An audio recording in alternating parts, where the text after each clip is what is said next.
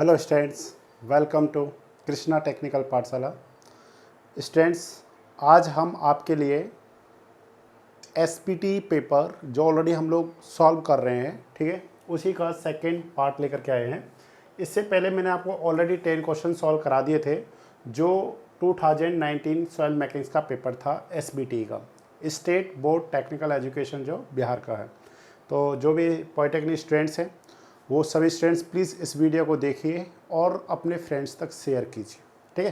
तो इससे क्या होता है, हम लोगों को यही एक हमारा मोटिवेशन होता है कि लोगों तक हम लोग पहुंच रहे हैं, लोग हमारे को अच्छे से देख पा रहे हैं, तो उसमें फिर अच्छा लगता है और अच्छे से हम लोग और भी अच्छे से क्या करते हैं, वर्क करते हैं। क्योंकि जैसे आपके लिए मोटिवेशन है कि अच्छे अच्छे क्वेश्चंस मिल जाएँ, अच्छे क्वेश्चंस का सलूशन अच्छे से मिल जाए, तो आप लोग मोटिवेट होते हैं पढ़ने के लिए। सेम एज वेल एज एक टीचर क्या होता है कि उसको कितने लोग देख पा रहे हैं, किस तरीके से लोग देख रहे हैं, क्या जो वो पढ़ा रहे हैं वो उनको समझ में आ रहा है नहीं आ रहा है, ये एक टीचर के लिए मोटिवेशन होता है। तो स्टूडेंट्स, अगर मैं आपकी कंडीशंस को फुलफिल कर रहा हूँ, थोड़ा सा आपको भी सोचना चाहिए। ओके, तो देखते हैं, आते हैं अपने काम पे। क्वेश्चन नंबर 11 क्या है? By compaction the dry density of the soil will. तो आप सभी को पता है कि कंपैक्शन का फर्स्ट मीनिंग क्या होता है। What is the meaning of the compaction of the soil मास? जब भी हम लोग किसी भी सॉइल सैंपल को देखते हैं कि जब हम लोग उसको क्या करते हैं, कॉम्पैक्ट करते हैं।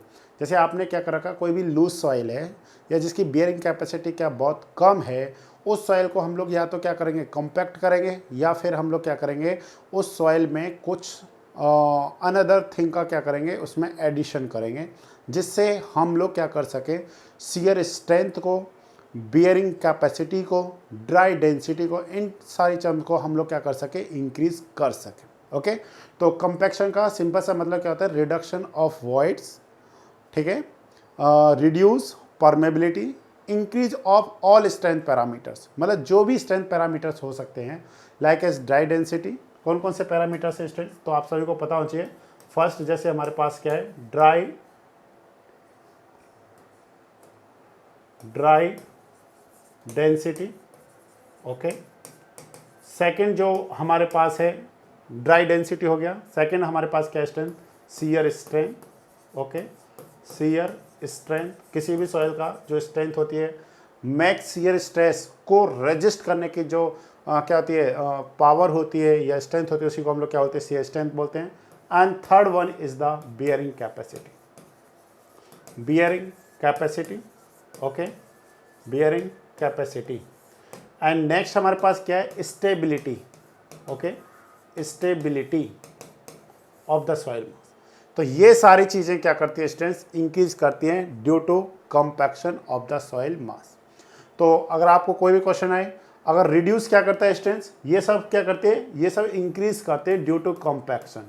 बट जो रिड्यूस करता है, रिड्यूस क्या होता है हमारे पास, ये भी हमारे को पता होना चाहिए कि रिड्यूस क्या हो रहा है। तो स्टूडेंट्स आपको पता होना चाहिए, first one is the void ratio. जो भी सॉइल का वॉइड रेशियो होता है वो क्या करता है, रिड्यूस कर जाता है due to compaction. And second one is the reduce permeability. Okay, क्या रिड्यूस करता है, परमेबिलिटी क्या कर जाता है स्टूडेंट्स, रिड्यूस कर जाता है। और भी क्या है, जैसे सीपेज लॉसेस, ये भी क्या कर जाता है, रिड्यूस कर जाता है। जब वॉइड्स ही नहीं होंगे, वॉइड्स कम हो जाएंगे, तो वाटर का जो फ्लो होगा वो क्या हो जाएगा, बहुत कम हो जाएगा। तो इसलिए आप इन सारे पॉइंट्सों को क्या कर सकते हैं, अच्छे से समझ सकते हैं, कौन से पैरामीटर्स इंक्रीजेस करेंगे और कौन से पैरामीटर्स डिक्रीज करेंगे। ये हमारे पास क्वेश्चन नंबर 11 है। तो what is the answer, A option is the correct answer. Yes और नो? यस। नेक्स्ट देखते हैं हम लोग सेकंड। नेक्स्ट है हमारे पास क्वेश्चन नंबर 12 जो पेपर का है, ठीक है। तो आप इस क्वेश्चन को ध्यान से पढ़ने की कोशिश कीजिए और फिर बताइए क्या आंसर आएगा। By compaction shear strength of the soil will be, अभी हम लोगों ने जस्ट पढ़ा कि शियर स्ट्रेंथ हो, ड्राई स्ट्रेंथ हो, या फिर हमारे पास क्या है,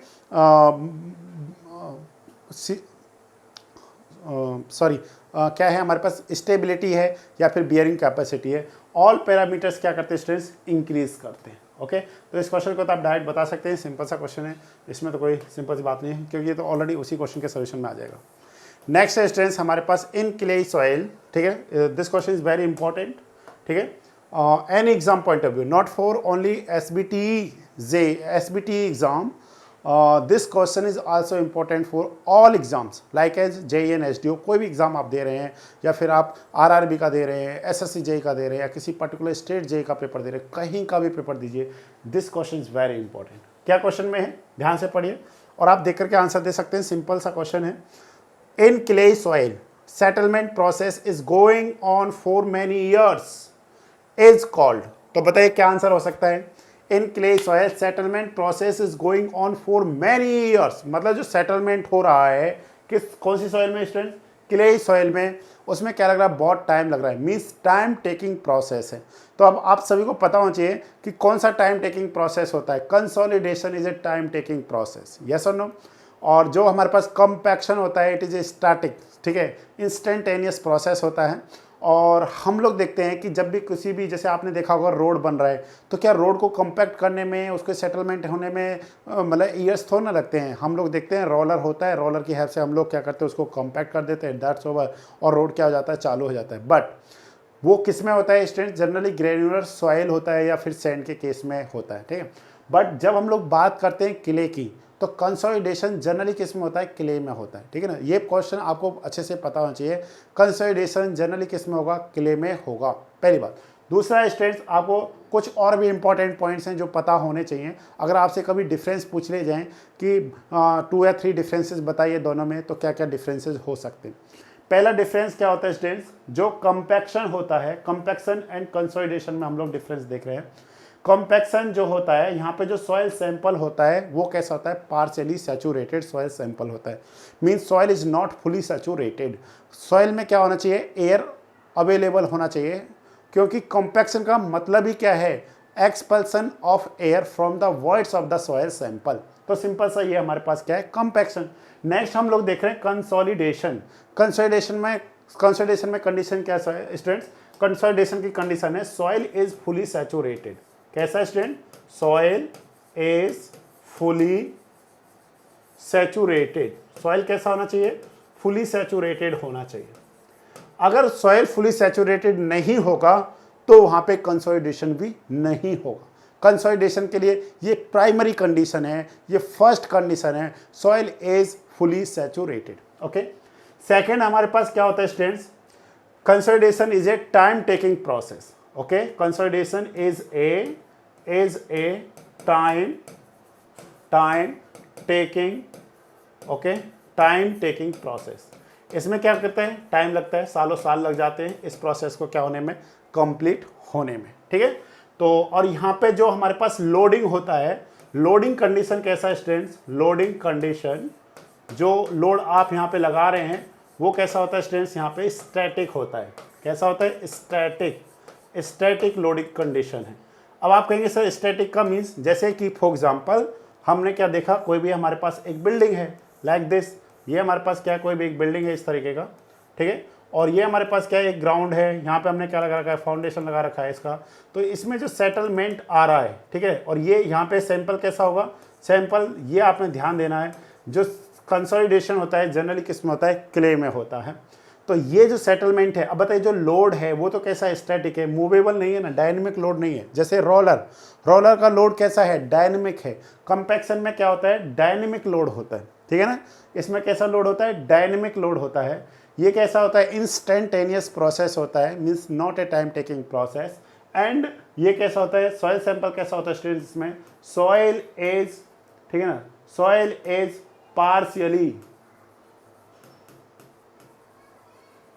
पार्शियली सैचुरेटेड। ओके, क्लियर हो गया point, soil is partially saturated, one condition. Second, removal of या expulsion of air from the soil sample.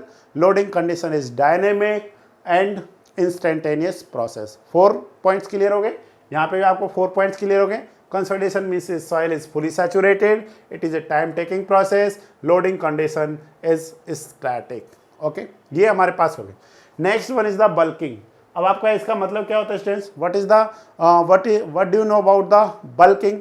Simple सा क्या होता है, जब भी बल्किंग किस टाइप की सॉइल में होता है, it is generally occur in fine sand and silt. Okay, जब भी फाइन सैंड या सिल्ट के कॉन्टैक्ट में वाटर या मॉइस्चर्स आता है 5 to 6%, तो उसका जो वॉल्यूम है वो 40% तक क्या कर जाता है स्टूडेंट्स, इंक्रीज कर जाता है।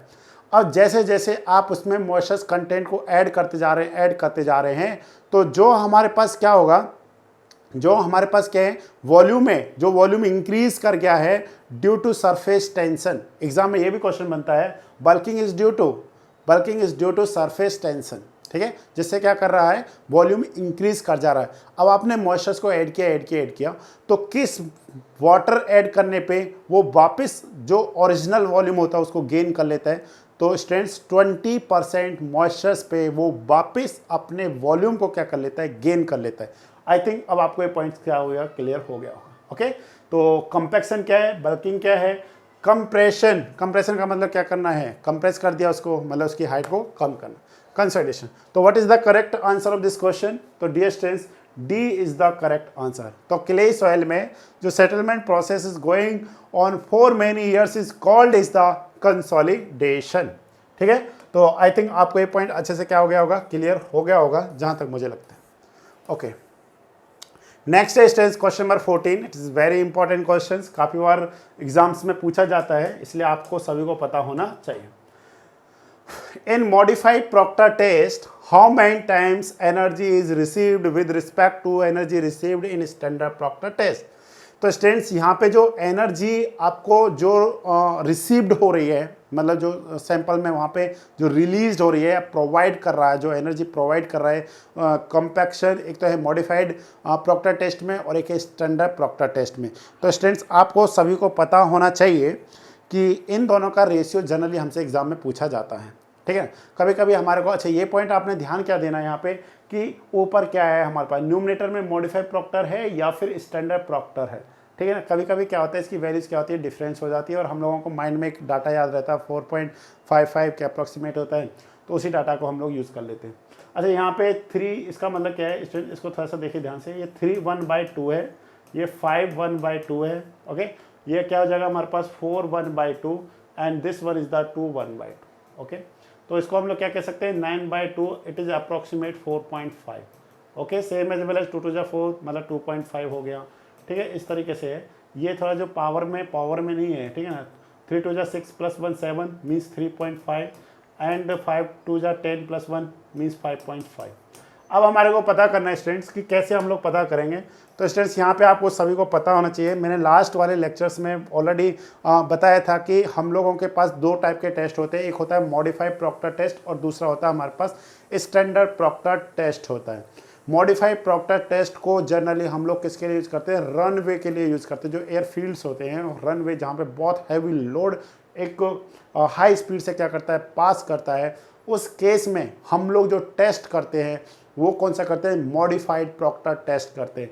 पर जनरली जो बिल्डिंग्स हैं इन सब में हम लोग जो टेस्ट करते हैं वो स्टैंडर्ड प्रॉक्टर टेस्ट या फिर लाइट कॉम्पैक्शन टेस्ट की हेल्प से हम लोग कर लेते हैं।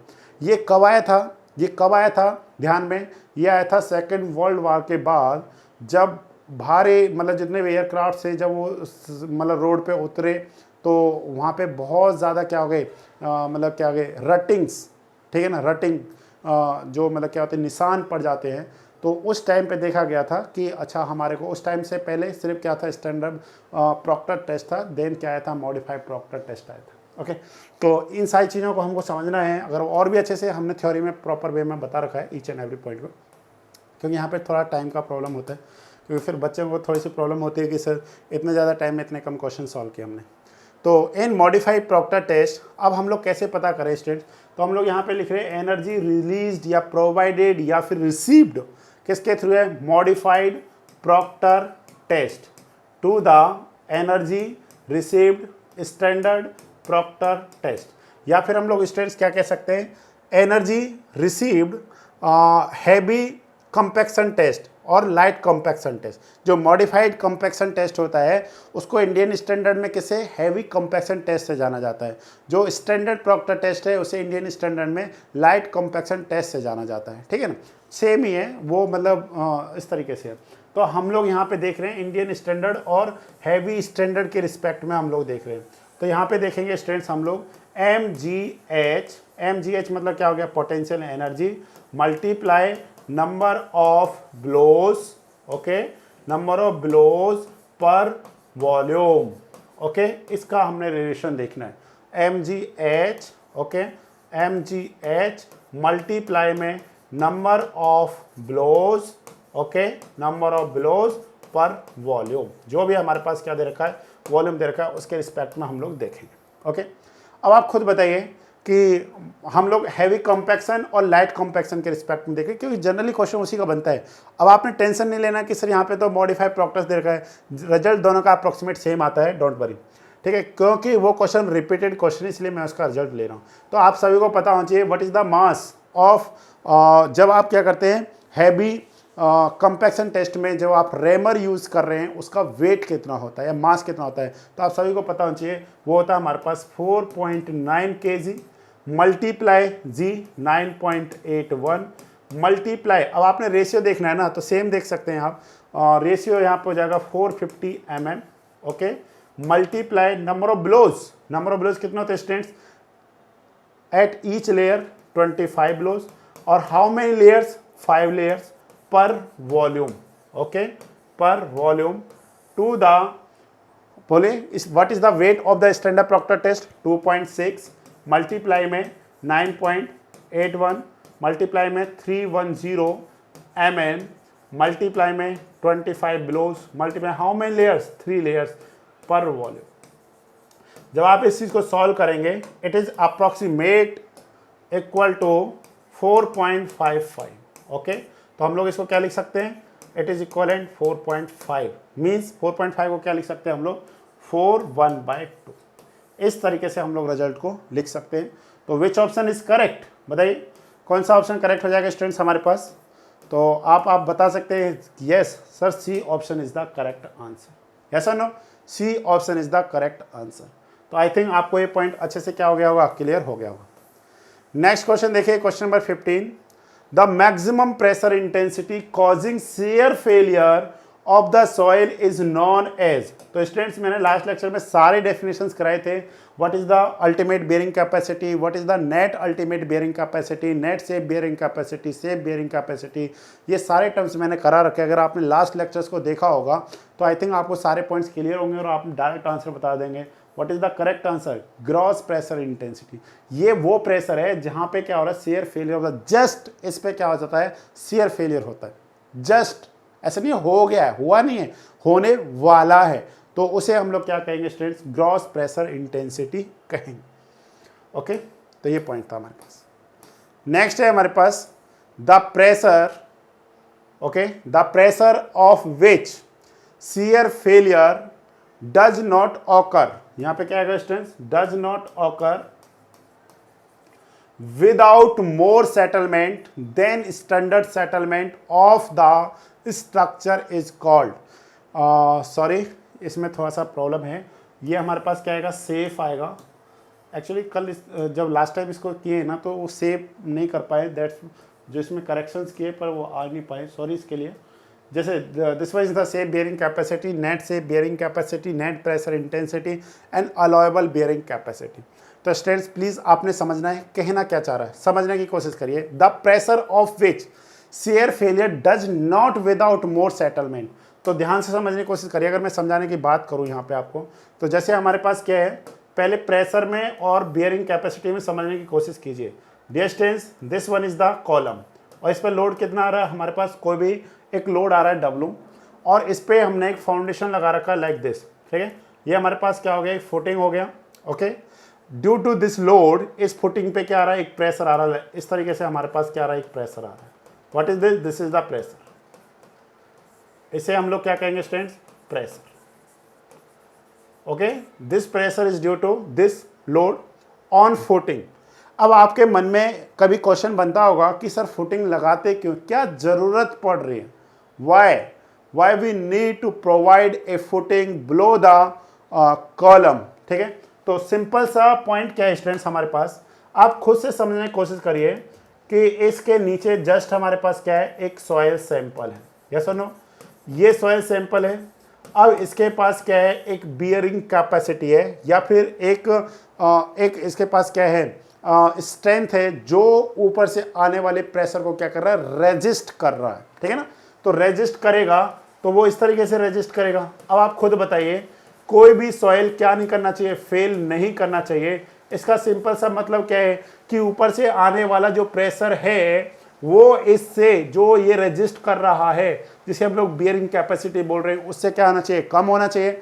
अगर कम रहेगा तो फिर वो स्ट्रक्चर कभी भी ड्यू टू सेटलमेंट या ड्यू टू शियर क्या नहीं करने वाला, फेल नहीं होने वाला। यस और नो? तो हम लोग इस चीज को देखते हैं यहाँ पे। अब आपके मन में आ रहा होगा तो सर ठीक तो है, क्या दिक्कत है? अगर देखिए, अगर हम लोग फुटिंग प्रोवाइड नहीं करते तो हमारे पास लोड कहाँ पे आता? लोड तो इस तरीके से आता। यस और नो? तो हम लोग क्या बोलते हैं, प्रेशर इट इज इक्वलेंट, क्या होता है हमारे पास, बोलिए, लोड बाय एरिया। यस और no? What is this?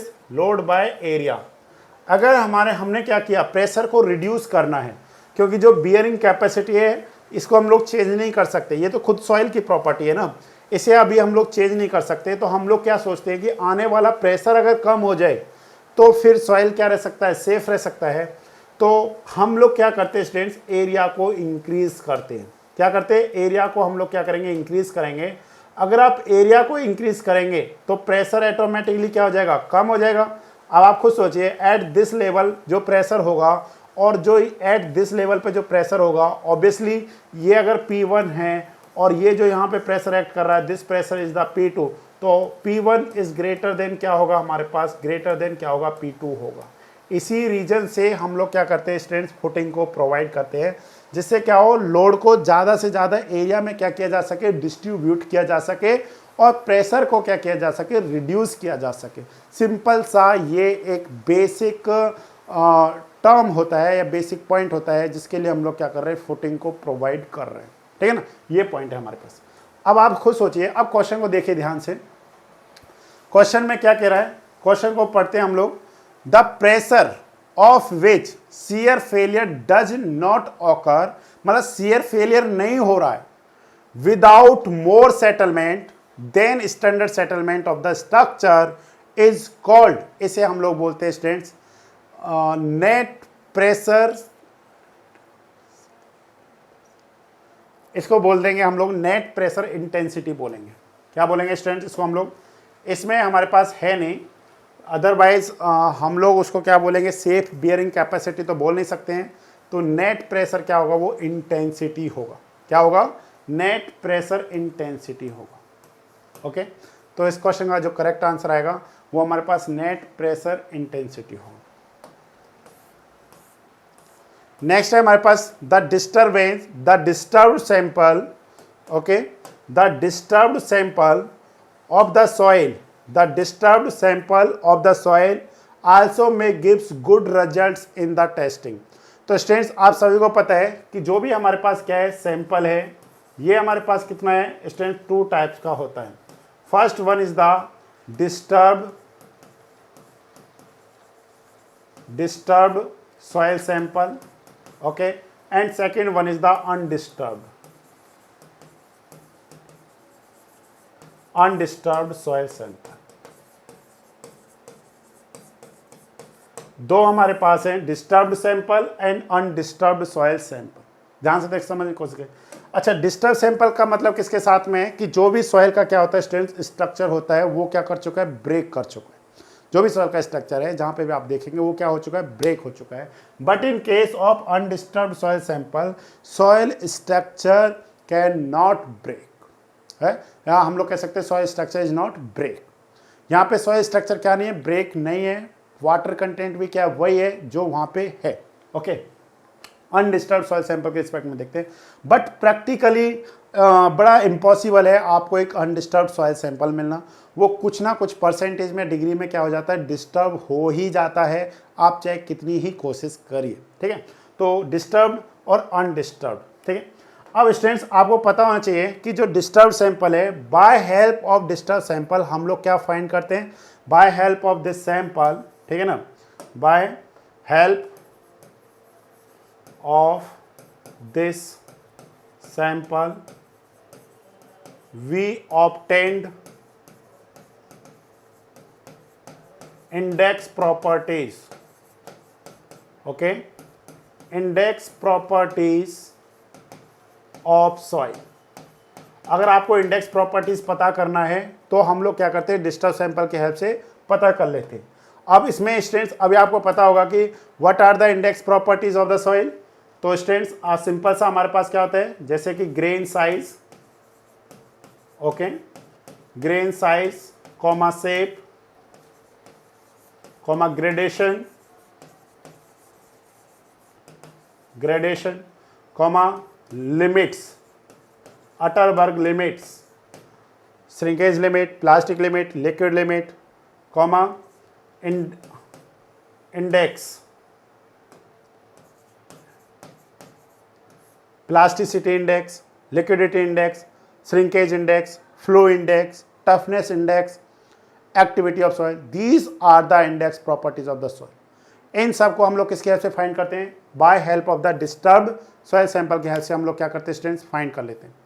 But जो हमारे पास अनडिस्टर्ब्ड सॉइल सैंपल होता है students, by help of this sample, okay, by help of this sample we obtained, okay, we obtained engineering properties, okay, engineering properties like as first one is the permeability,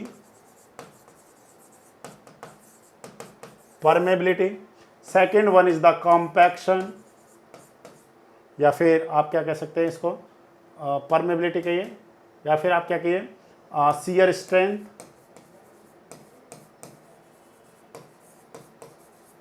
okay, shear strength हो गया। Third one is the क्या कह सकते हैं हम लोग, stability, okay, bearing capacity. These are the engineering properties of the soil, ठीक है। तो ये सारे चीज़ें हैं हमारे पास, जिसे हम लोग by help of the undisturbed soil sample क्या करते हैं, फाइंड करते हैं। बट अब आप क्वेश्चन को दोबारा से पढ़िए, फिर इसका आप आंसर दीजिए। क्या अभी तक आपको कोई आंसर मिला इस क्वेश्चन का? क्वेश्चन में ध्यान से पढ़िए एक बार स्टूडेंट्स प्लीज़। क्वेश्चन में दे रखा है the disturbed sample of soil also may gives good results in testing. तो स्टूडेंट्स प्लीज़ रिमेंबर, इसका जो करेक्ट आंसर आएगा वो हमारे पास होगा स्टूडेंट्स कंसोलिडेशन। आप कहेंगे sir but the all are the engineering properties, और आपने कहा है कि डिस्टर्ब सैंपल से तो हम लोग इंडेक्स प्रॉपर्टीज फाइंड करते हैं, तो फिर ये जो इंजीनियरिंग प्रॉपर्टीज हैं आप डिस्टर्ब सैंपल से कैसे फाइंड कर रहे हैं? डियर स्टूडेंट्स, जब आप कंसोलिडेशन टेस्ट करेंगे तो जो डिस्टर्ब सैंपल और अनडिस्टर्ब सैंपल में क्या हो रहा होता है, सेम हो रहा होता है। तो इसीलिए इस क्वेश्चन का आंसर क्या आएगा, करेक्ट आंसर जो आएगा वो कंसोलिडेशन आएगा। The disturbed sample of soil also may gives good results in consolidation testing. तो which option is correct? D option is correct. Okay, next है हमारे पास question number 18। The tube containing soil sample is sealed with wax at both end so that no change may occur in void ratio, natural water content, liquid limit and plastic limit. तो students इसका जो correct answer है वो हमारे पास है natural water content. जो हम लोग क्या करते हैं, वैक्स को जो यूज़ कर रहे हैं वो to prevent of evaporation of water of the soil sample, ठीक है, to prevent evaporation of water from the soil sample हम लोग क्या करते हैं, वैक्स को यूज़ करते हैं। तो ऑब्वियसली उसका जो नेचुरल वाटर कंटेंट है उसको क्या नहीं करने दिया जाता है, चेंज नहीं करने दिया जाता है। इसके लिए ये सारा प्रोसेस होता है। नेक्स्ट है स्टूडेंट्स, ध्यान से पढ़िए इसको। The coefficient of active earth pressure is always, okay, the coefficient of active earth pressure is always this coefficient of passive earth pressure. तो हमारे पास स्टूडेंट्स तीन तरीके के क्या होते हैं, कोफिशिएंट ऑफ अर्थ, मतलब क्या होता है, प्रेशर होता है। एक है हमारे पास के ए। तो के ए क्या होता है students, 1 minus sine phi upon क्या होता है, 1 plus sine phi, okay. And what is the K P? K P equal to 1 plus sine phi upon हमारे पास क्या होता है स्टूडेंट्स, 1 माइनस साइन फाइव के इक्वलेंट होता है। What is the relation between K and K P? K and K P it is equivalent 1, yes और no? K and K P it is equivalent 1। अगर आपको किसी भी एंगल पे check करना है, if phi equal to 30 degree, what is the value of K ए?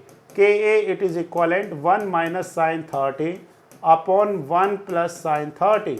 तो हम लोग यहाँ पे देखेंगे this value is comes to 1 minus sine 30 it is equivalent 1/2 upon 1 plus 1/2। तो फाइनली जब आप वैल्यू देखेंगे 1 minus 1/2 upon 1 plus 1/2 it is equivalent 1/3। Same as well as what is the K P at same angle, Kp at phi equal to 30, 1 plus sin 30 is 1/2 upon 1 minus 1/2। आप जब solve करेंगे this is equal to 3 and which one is greater, Kp and Ka। Kp is always greater than Ka। तो which option is correct? तो students बोलिए which option is correct? The coefficient of active earth pressure is always less than the coefficient of passive earth pressure. तो हम यहां पे क्या लिख देंगे? Less then.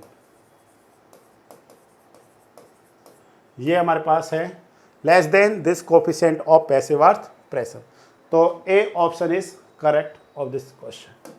Okay students, next देखते हैं। This one is the subjective question. इस क्वेश्चन को ऑलरेडी हम लोग पहले से सॉल्व कर चुके हैं, इस टाइप के क्वेश्चंस को, बट फिर से हम लोग क्वेश्चन को सॉल्व करने की कोशिश कर रहे हैं। जिसने भी अब ये 6 वीडियोस को सही से देख लिया है उसको बहुत सारी हेल्प हो जाएगी, जो आप जो भी एग्ज़ाम देने जा रहे हैं, ठीक है ना। चाहे आप जेई का दीजिए, चाहे आप एसबीटी डिप्लोमा का दीजिए, आप चाहे किसी का भी एग्ज़ाम दीजिए। और स्टूडेंट्स मैं आपसे कहना चाहता हूँ, अगर आप हमारे से ऑफलाइन पढ़ना चाहते हैं तो आप हमारे से गया जो ज़िला है, डिस्ट्रिक्ट है बिहार में, आप हमसे क्या कर सकते हैं, डायरेक्टली जुड़ सकते हैं। अगर किसी भी स्टूडेंट्स को अगर हमारे साथ कॉन्टेक्ट नंबर चाहिए तो 9888580530 नंबर पे क्या कर सकते हैं, कांटेक्ट कर सकते हैं आप हमसे, ठीक है। किसी भी एग्ज़ाम की प्रिपरेशन, जेई की, एसएससी जेई का प्रिपरेशन करना है या किसी पर्टिकुलर स्टेट का प्रिपरेशन करना है, आप हमारे से जुड़ सकते हैं अच्छे से।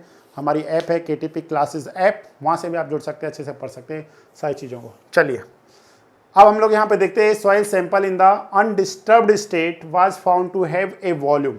मतलब हमारे पास कोई भी एक सॉइल सैंपल है जिसका हमारे को क्या दे रखा है, वॉल्यूम दे रखा है। वॉल्यूम ऑफ सॉइल सैंपल, तो क्या दे रखा है student, volume of the soil sample is the 105 centimetre cube. Okay 105 and mass 201 ग्राम। तो ये हो जाएगा हमारे पास वेट सॉइल सैंपल, ठीक है, या फिर मॉइस्ट सॉइल सैंपल है। What is this? This is the moist soil sample. Okay moist soil sample का जो वेट है, weight of moist soil sample, ठीक है ना। हम लोग क्या लिख लेते हैं, वेट लिख लेते हैं यहाँ पे, एक सेकेंड, वेट या फिर हम लोग कह सकते हैं वेट लिख लेते हैं, ठीक है। Weight of moist soil sample soil is 201 gram. Okay students, after oven dry the mass got reduced to 168 gram, means weight of dry mass। okay तो ड्राई मास कहिए या ड्राई सॉइल कहिए, it is equivalent 168 gram. Okay students, अब उन्होंने हमसे क्या पूछा है। अब स्टूडेंट्स प्लीज रिमेंबर, यहाँ पे जी का वैल्यू दे रखा है, G equal to 2.7। Okay G is the specific gravity of the solids, it is equivalent 2.7। तो यहाँ से हमको क्या क्या फाइंड करना है। First is the water content, first one is the water content. तो आप बताइए वाटर कंटेंट का क्या रिजल्ट होता है। फर्स्ट आप सभी को पता होना चाहिए, water content it is the ratio of the weight of water to the weight of solid multiply 100। अगर आपसे किस में पूछा है, परसेंटेज में पूछा है तो, ठीक है ना। Water content it is denoted by small w। तो weight of water to the weight of solid, अगर आपसे पूछा जाए कि सर वेट ऑफ वाटर कैसे पता करेंगे, ये तो हमारे को गिवन नहीं कर रखा। पर स्टूडेंट्स आप सभी को ये तो पता है ना कि मॉइस्ट सॉइल सैंपल और ड्राई सॉइल सैंपल में क्या डिफरेंस है। मॉइस्ट सॉइल सैंपल का मतलब है कि उस सॉइल सैंपल में कुछ ना कुछ मात्रा में क्या है, वाटर अवेलेबल है, बट ड्राई सॉइल सैंपल में तो वाटर अवेलेबल नहीं होता है। तो हम लोग क्या करें, अगर हम लोग इस सॉइल सैंपल के वेट में से अगर मैं इसको सब्ट्रैक्ट कर देता हूं तो मुझे किसका मिल जाएगा, वाटर कंटेंट मिल जाएगा। Means weight of water it is equivalent 201 minus 168 gram. Okay ये हो गया weight of water upon to the weight of dry mass it is equivalent weight of dry, जो weight of solid it is equivalent क्या आ जाएगा, wait of dry मास, तो ये it is equivalent 168 ग्राम। तो आप स्टूडेंट इसको सॉल्व कर लीजिए, मल्टीप्लाई 100, तो ये आपको किस में मिल जाएगा, परसेंटेज में रिजल्ट मिलेगा। तो आप इसको सॉल्व करिए। ओके, सॉल्व करते हैं हम लोग इसको, 1 सेकंड लगेगा।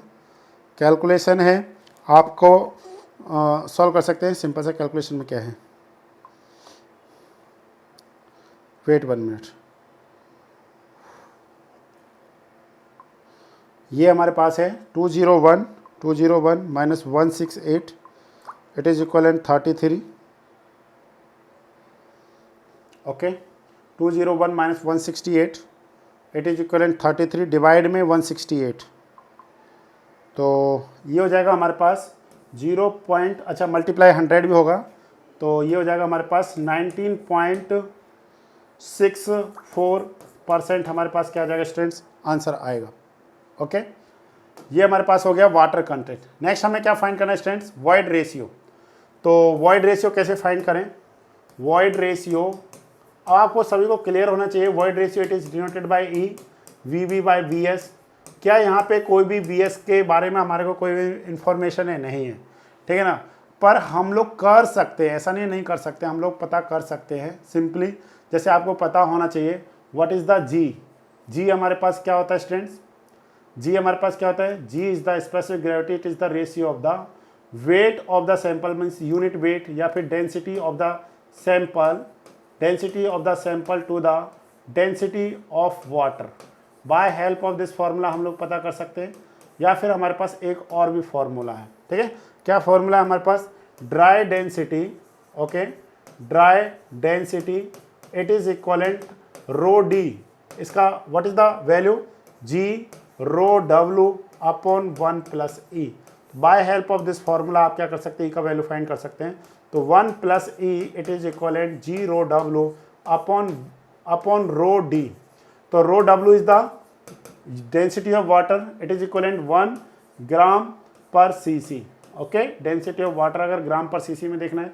अब आप देखिए जी का वैल्यू कितना हमारे पास 2.7 मल्टीप्लाई में 1 gram per CC upon rho D का मतलब क्या आ जाएगा, ड्राई मास पर वॉल्यूम। तो rho D it is equivalent कितना हो जाएगा, 168 ग्राम पर 105 सीसी, यही हो जाएगा। ये क्या हमारे पास ड्राई वेट, ये हमारे पास क्या है volume of the soil sample, तो ये हो जाएगा रो डी। तो आप इसको लिख लीजिए यहाँ पे, जब आप इसको लिखेंगे तो ये हो जाएगा 168 बाय 105, तो 105 हमारे पास क्या आ जाएगा, ऊपर आ जाएगा। और this one is the gram per CC, तो ग्राम पर सीसी से ग्राम पर सीसी कैंसिल हो जाएगा। तो फाइनली हम लोग यहाँ पे क्या देख पा रहे हैं students, 1 plus E it is equivalent, solve कर लीजिए, 2.7 मल्टीप्लाई 105, ओके, डिवाइड में 168 it is equivalent 1.68।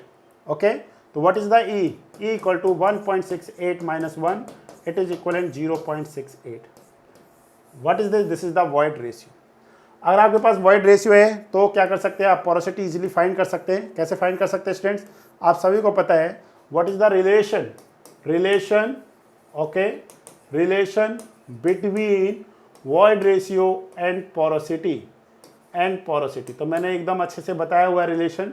What is the, हमको पोरोसिटी चाहिए ना, तो पोरोसिटी इक्वल टू 1 प्लस ई, तो it is equivalent 0.68 upon 1 plus 0.68। तो आप सॉल्व कर लीजिए, 0.68 अपॉन 1.68, तो ये वैल्यू किसके इक्वलेंट आ जाएगा स्टूडेंट्स, सॉल्व कर लीजिए। फाइनल 0.68 डिवाइड में 1.68 इट इज इक्वलेंट 0.4047। तो ये रिजल्ट हमारे पास इसके इक्वल आ जाएगा। आप इसको क्या कर सकते हैं स्टूडेंट्स, इजीली सॉल्व कर सकते हैं।